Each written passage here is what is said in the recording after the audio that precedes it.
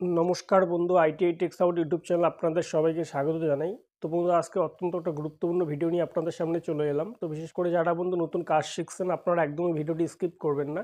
কেননা বন্ধু, আজকের এই ভিডিওটা হচ্ছে ফ্লাইহুইল নিয়ে। তো ফ্লাইহুইলের কাজ কি এবং ইঞ্জিনে ফ্লাইহুইল কীভাবে কাজ করে, এবং যদি কোনো ইঞ্জিনে ফ্লাইহুইল না থাকে তাহলে সেই ইঞ্জিন চলবে কি না, এবং ফ্লাইহুইলের সাইজ বড় এবং ছোট কেন হয়। তো ফ্লাইহুইলের যতগুলো কোশ্চেন রয়েছে বন্ধু, এই ভিডিওর মধ্যে কিন্তু আমি ডিসকাস করব। তো ভিডিওটা অত্যন্ত গুরুত্বপূর্ণ হতে চলেছে। এবং বন্ধু, চ্যানেলে যদি নতুন হয়ে থাকেন আপনারা কেউ, অবশ্যই চ্যানেলটি সাবস্ক্রাইব করবেন, এবং ভিডিও যদি ভালো লাগে থাকে অবশ্যই বন্ধু লাইক করবেন। তো ফার্স্ট বন্ধু, আজকে কথা না বাড়িয়ে শুরু করব আমাদের ক্লাস। তো বন্ধু, ইঞ্জিনে ফ্লাইহুইল কীভাবে কাজ করে দেখুন। আমাদের ইঞ্জিন হচ্ছে 4 স্ট্রোক ইঞ্জিন। তো মেনলি বন্ধু, একটা ইঞ্জিনে, সে পেট্রোল ইঞ্জিন হোক বা ডিজেল ইঞ্জিন হোক, আমাদের 4টা পয়েন্ট রয়েছে। তো এই জন্য বন্ধু এই ইঞ্জিনগুলোকে বলা হয় 4 স্ট্রোক ইঞ্জিন। তো ফার্স্ট যে পয়েন্ট বন্ধু, সেটা হচ্ছে ইনলেট, এবং তারপরে হচ্ছে কম্প্রেশন, তারপরে হচ্ছে পাওয়ার এবং এক্সস্ট। তো এই জন্য এই ইঞ্জিনগুলোকে বলা হয় বন্ধু 4 স্ট্রোক ইঞ্জিন, ঠিক আছে।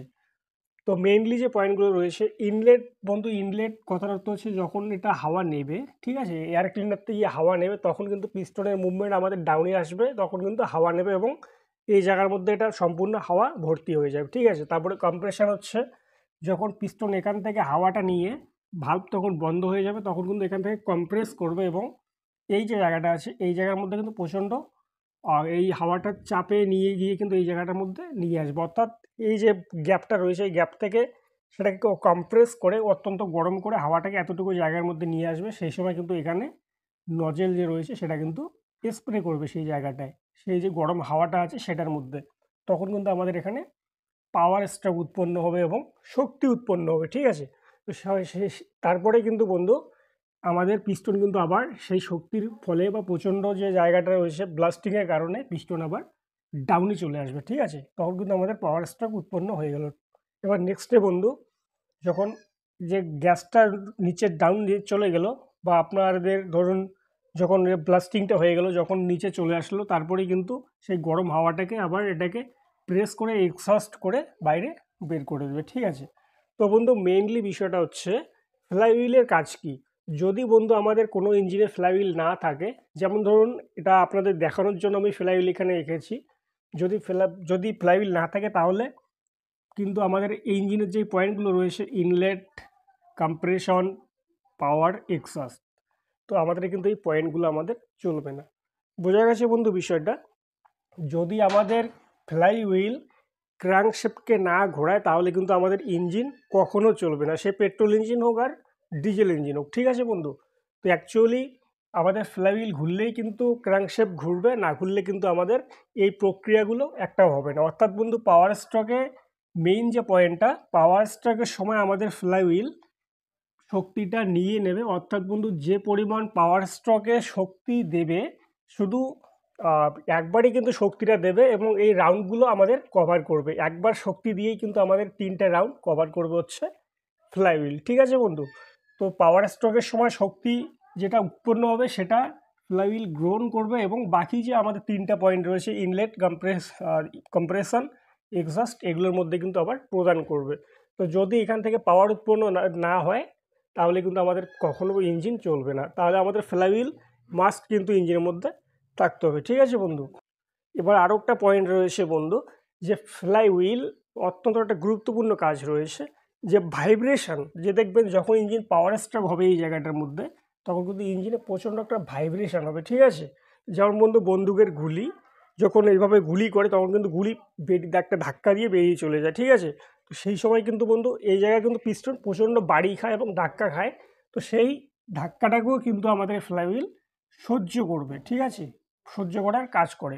1 নম্বর হচ্ছে এই যে প্রক্রিয়াগুলো চালানোর জন্য, দ্বিতীয় হচ্ছে পাওয়ার স্ট্রোকের সময় যে ধাক্কাটা আছে সেটাকে কিন্তু বহন করবে ফ্লাইহুইল, ঠিক আছে বন্ধু। এবার 2 নম্বর চলে গেল। তো 1 নম্বর যে পয়েন্টটা রয়েছে সব থেকে গুরুত্বপূর্ণ, যেটা আপনাদের চারটা যে স্ট্রোক রয়েছে সেটা দিয়ে আমি বোঝালাম। এবার নেক্সটে হচ্ছে যে ধাক্কাটা পাওয়ার স্ট্রোকের সময় আসবে সেটা কিন্তু এই যে ফ্লাইহুইল বহন করবে, ঠিক আছে।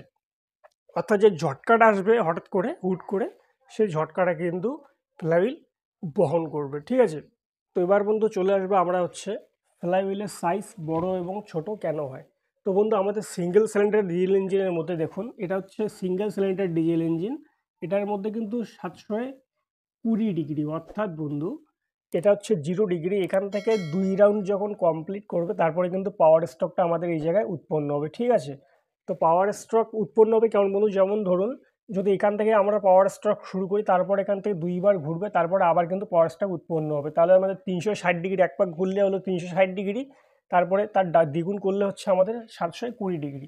তো এবার বন্ধু যদি সেই জায়গায় 2 সিলিন্ডার হয়, 2 সিলিন্ডার হলে কিন্তু 360 ডিগ্রির মধ্যে, সরি এখানে কিন্তু, হ্যাঁ সরি, 360 ডিগ্রির মধ্যে কিন্তু আমাদের পাওয়ার স্ট্রোকটা কমপ্লিট হবে, ঠিক আছে। যদি 3 সিলিন্ডার ইঞ্জিন হয় বন্ধু, তাহলে কিন্তু 270 ডিগ্রির মধ্যে আমাদের পাওয়ার স্ট্রোক কমপ্লিট হবে, ঠিক আছে। যদি 4 সিলিন্ডার হয় তাহলে বন্ধু এখানে 180 ডিগ্রি।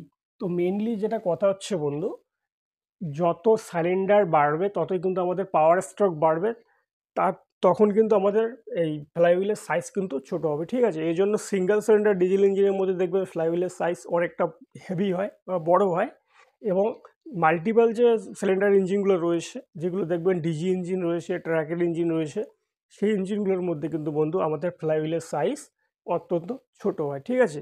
তো বন্ধু আশা করি এই জায়গাটা বোঝা গেল। অর্থাৎ পাওয়ার স্ট্রোক যত বাড়বে আমাদের ফ্লাইহুইলের সাইজ তত কমবে, এবং যদি সেই জায়গায় সিলিন্ডারের পরিমাণ কমে, সেই জায়গায় কিন্তু ফ্লাইহুইলের সাইজ আমাদের একটু হেভি হবে এবং বড় হবে, ঠিক আছে। তো এবার বন্ধু চলে আসবো আমরা হচ্ছে যে ফ্লাইহুইলের যে সাইজ রয়েছে বড় এবং ছোট, বা সেটা কিভাবে কনভার্ট করে কোম্পানি, ঠিক আছে। এখানে ওরা কনভার্ট করে হচ্ছে আরপিএম, বিএসপি এবং টর্ক, এগুলো নির্বিশেষে কিন্তু একটা ইঞ্জিনের ফ্লাইহুইল বানানো হয়, ঠিক আছে। এবার যদি বন্ধু কোনো ইঞ্জিনে যদি সে দেখা গেল আপনার ছোট ইঞ্জিন হলো, যদি ফ্লাইহুইলটা একটু বড়ই লাগিয়ে দিই, তাহলে হবে কি বন্ধু, ওই ফ্লাইহুইলকে ঘোরাতে গিয়ে সেই ইঞ্জিনে কিন্তু শক্তি শেষ হয়ে যাবে, কোনো প্রকার লোড নিতে কিন্তু পারবে না। তো আমাদের আরপিএম, বিএসপি এবং টর্ক হিসাব করে কিন্তু একটা ইঞ্জিনের এই ফ্লাইহুইল কিন্তু তৈরি করা হয়, ঠিক আছে। তো যেরকম আরপিএম রয়েছে, বিএসপি রয়েছে, টর্ক রয়েছে, এগুলো কনভার্ট করলেই পরে কীরকম দেওয়া হয় ফ্লাইহুইল বা কীরকম সাইজ দাঁড়াবে, এটা কনভার্ট করে কিন্তু কোম্পানি দিয়েছে, ঠিক আছে। তো এবার বন্ধু চলে আসবো নেক্সটে হচ্ছে আরপিএম থেকে কিন্তু একটা বন্ধু ইঞ্জিনের অত্যন্ত গুরুত্বপূর্ণ ফ্লাইহুইলের একটা পার্ট রয়েছে। তো বন্ধু এটা কি করে বুঝবেন, দেখুন বন্ধু যে পয়েন্টগুলো নিয়ে আমি কথা বলছি, এই পয়েন্টগুলো বোঝার চেষ্টা করবেন, শুধু শুধু দেখলে হবে না, বুঝতে হবে একটু, জাস্ট দিমাগসে একটু মানে দেখার চেষ্টা করবেন, বোঝার চেষ্টা করবেন, তাহলে কিন্তু আপনারা অনেক কিছু শিখতে পারবেন, ঠিক আছে। মেইনলি কথা হচ্ছে বন্ধু, এবার কতগুলো ইঞ্জিনের আরপিএম কি, যেমন ধরুন যদি আমরা ইন্ডিয়ার একটা লিস্টেড ইঞ্জিনের কথা বলি, তাহলে দেখবেন দুই দিকে দুইটা ফ্লাইহুইল দেওয়া আছে। তো লিস্টেড ইঞ্জিনের আরপিএম কত, যেমন ধরুন 1000 আরপিএম বা 850 আরপিএম, সেজন্য কিন্তু ওর ফ্লাইহুইলগুলো অত্যন্ত হেভি হয়, ঠিক আছে। এবার বন্ধু যদি আসি আমরা একটা পাম্পসেট ইঞ্জিনের মধ্যে, তাহলে দেখবেন কি সেই জায়গাটার মধ্যে কিন্তু 1500 আরপিএম হয়, ঠিক আছে। সেই জায়গার মধ্যে ফ্লাইহুইল কিন্তু একটু হালকা হয়। এবার আরপিএম এর উপরেও কিন্তু ডিফেন্স করে বন্ধু, যেমন চাইনিজ যে ইঞ্জিনগুলো রয়েছে সেই ইঞ্জিনগুলোর আরপিএম বেশি হয়, যেমন পর্টলের ইঞ্জিন রয়েছে, চাইনিজ 4 SP 5 SP ইঞ্জিনগুলো রয়েছে, এগুলোর মধ্যে এগুলো আরপিএম বেশি কিন্তু ফ্লাইহুইল একটু হালকা হয়। অর্থাৎ বন্ধু মেইন যে পয়েন্টটা বললাম আরপিএম, বিএসপি, টর্ক, এগুলোর মেপে কিন্তু এটার যে একটা সূত্র রয়েছে, আমি নেক্সট ভিডিওর মধ্যে দিব, সেই অনুযায়ী কিন্তু সেই ইঞ্জিনের ফ্লাইহুইলকে মেইন কথা হচ্ছে তৈরি করা হয়। তো এবার নেক্সটে বন্ধু সবথেকে গুরুত্বপূর্ণ যে ফ্লাইহুইল কী দিয়ে তৈরি হয়, ঠিক আছে। তো বন্ধু ফ্লাইহুইল তৈরি হয় হচ্ছে কাস্টন এবং লোহা মিশ্রণ করে ফ্লাইহুইল তৈরি করা হয় যে কোনো ইঞ্জিনে।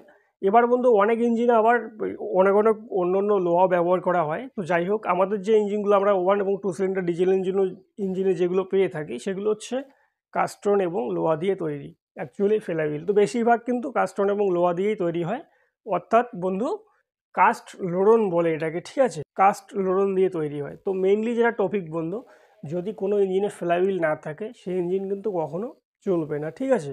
এবার বন্ধু ফ্লাইহুইলের সবথেকে গুরুত্বপূর্ণ কাজ হলো পাওয়ার স্ট্রোকের সময় শক্তিটাকে নেওয়া বা গ্রহণ করা, এবং বাকি যে পয়েন্টগুলো রয়েছে এই পয়েন্টগুলোকে রানিং করা, অর্থাৎ ইনলেট, কম্প্রেশন এবং এক্সস্ট। পাওয়ার স্ট্রোকের সময় শক্তি নেবে এবং বাকি যে পয়েন্টগুলো রয়েছে সেগুলোর মধ্যে শক্তি প্রদান করবে, এবং পাওয়ার স্ট্রোকে যে ঝটকাটা আসবে সেই ঝটকাটাকে সামাল দেবে হচ্ছে বন্ধু এই ফ্লাইহুইল। তাহলে বন্ধু ফ্লাইহুইলের যে বিষয়টা রয়েছে বিস্তারিত আপনাদের সামনে আমি তুলে ধরলাম। তো ফ্লাইহুইলের কাজ হচ্ছে এতটুকুই, যদি কোনো ইঞ্জিনে ফ্লাইহুইল না থাকে তাহলে সেই ইঞ্জিন কিন্তু চলা সম্ভব না, ঠিক আছে।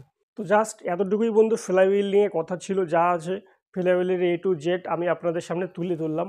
ফ্লাইহুইল বড় কী জন্য হয়, ছোট কী জন্য হয়, এবং মাল্টিপল সিলিন্ডারের মধ্যে দেখবেন যে ছোট ফ্লাইহুইল হয়, আবার সিঙ্গেল সিলিন্ডারের মধ্যে বড় ফ্লাইহুইল হয়। তো জাস্ট বন্ধু আমি যতগুলো এখানে পয়েন্ট রয়েছে সবগুলো কিন্তু এখানে আমি তুলে ধরলাম আপনাদের সামনে। তো এবার আজকে এ পর্যন্তই বন্ধু, সবাই ভালো থাকবেন, সুস্থ থাকবেন, দেখা হচ্ছে আবার পরের ভিডিওতে। নমস্কার।